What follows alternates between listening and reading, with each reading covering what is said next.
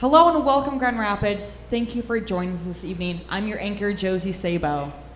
And I'm your other anchor, Sean Francis. And I'm your other anchor, Zach. And because we forgot to include Zach in the NewsFlash writers list last week by mistake, and it was his birthday yesterday, we've been blackmailed. We have, of our own volition, decided to help him deliver the local, national, and world stories that you may have missed. You're welcome, Grand Rapids. This is NewsFlash. Yeah. Our top story tonight. Barbenheimer season has come upon us, and the box office shows Greta Gerwig's satire, ? Has received the highest opening weekend gross by a female director ever, with over $155 million. Yeah.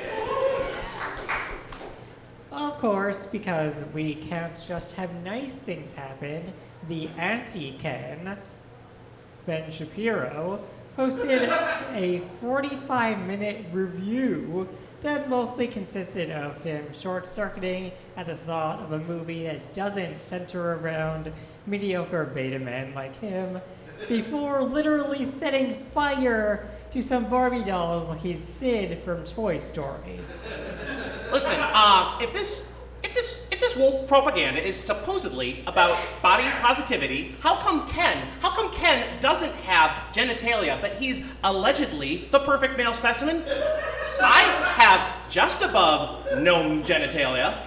Why am I not Barbie's girlfriend? What? Meanwhile, my wife still feels the need to tap the head of my penis before bed and say, there, little guy, it'll be morning soon.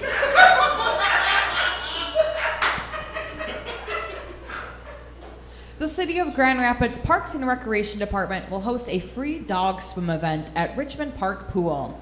When asked why Richmond Park was inviting hundreds of filthy dogs into their chemically treated water, he explained, "It's the first ingredient in the Webb Bar's annual chili batch."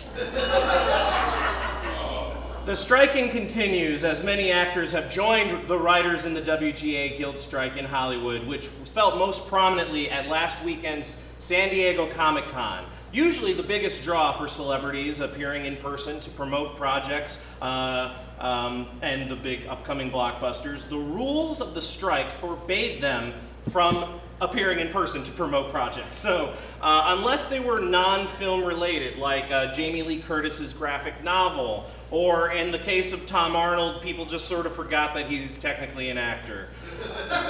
Now, UPS is also on the verge of their own strike, which then combined would collectively be the biggest strike the US has seen in over 60 years. Here's hoping they can deliver. The disgruntled employees have reportedly been receiving advice from the Detroit Tigers, who have a lifetime of experience in striking out.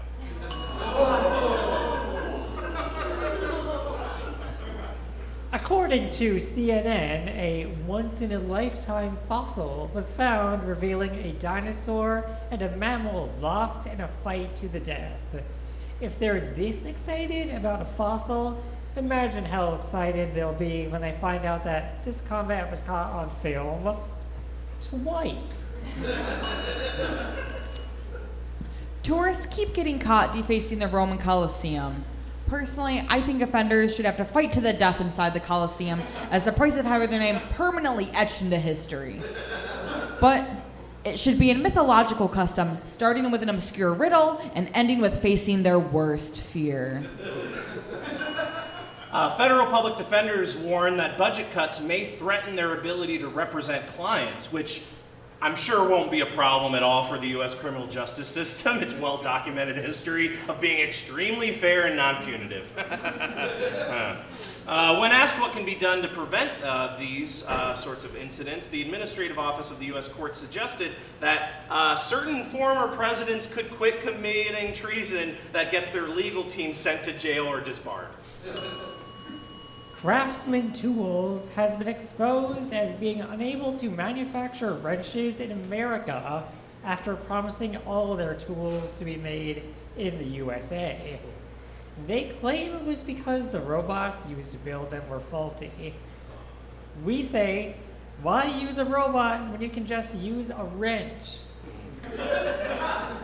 We here at NewsFlash are disappointed at them being unable to hammer it home. This is, pardon my French, screwed up.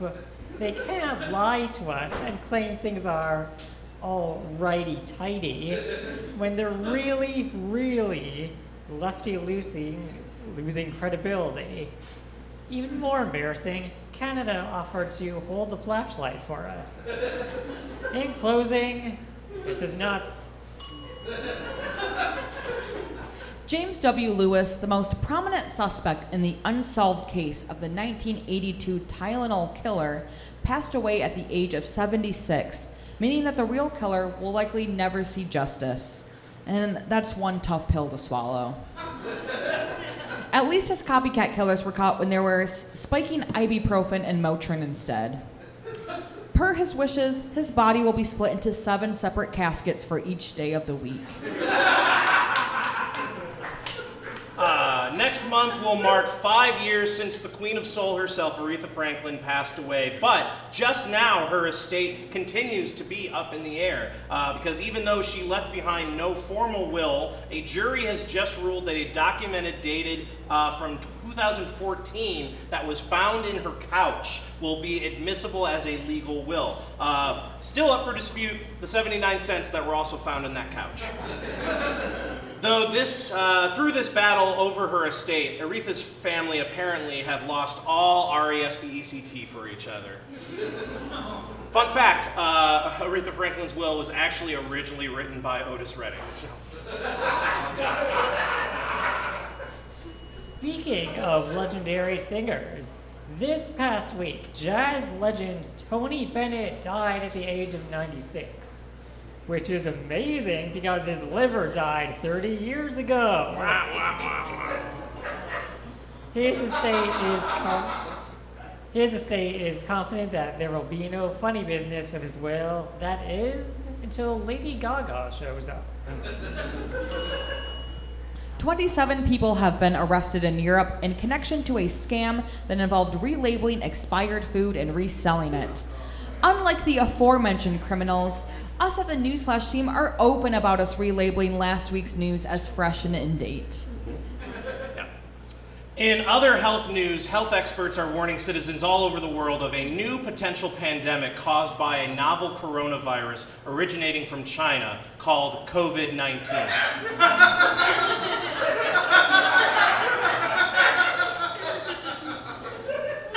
Only 19? Sounds like someone needs to step their game up. It's 2023, guys. All right? That's some fresh news there. A suburb in Fort Lauderdale has been overrun by rabbits in what officials are calling the most adorable infestation of all time. For the past 2 years, the number of rabbits outnumbered the 81 homes in the neighborhood 3-1. Residents are being advised to be very, very quiet. But they're divided on what to do about the problem. Some love the cuddly visitors and want them to stay. Others want to take matters into their own hands and just add some more alligators and let the problem sort itself out. Still, others are raising money to rescue them, though efforts to reach out to the Easter Bunny for child support have been refused. The situation is just unlucky despite the overwhelming presence of feet. The neighborhood council claims that these rabbits simply haven't earned the right to live in that community yet. I mean, first they need to live a long, productive life elsewhere before retiring to Florida and completely overtaking the local population. In other Florida news, a man from Wisconsin recently won a Key West Bar's annual Ernest Hemingway look-alike contest. Yeah, I got a picture of that. That is real, which is really just a backhanded way of saying you look like an alcoholic. Apparently, the man was inspired when his father won a similar contest years ago because, as we all know, the sun also rises. The third prize in the contest, an old man with a C+. Second prize was a lifetime supply of Two Hearted. First prize was a brand new pair of baby shoes, never worn. Sadly, no one wanted to enter the Charlotte Bronte lookalike contest. Recently, PepsiCo announced a new product, a ketchup infused with Pepsi. Yeah, you know what that means? They've finally been reading my letters. Sure, but when I mix ketchup and Pepsi at my job, I get fired for being disgusting and betraying the loyal code of what it means to work at Arby's. Personally, I have strong opinions that only mustard should go in Pepsi. I'm just really hoping that this opens the doors for Mountain Dew Code Relish.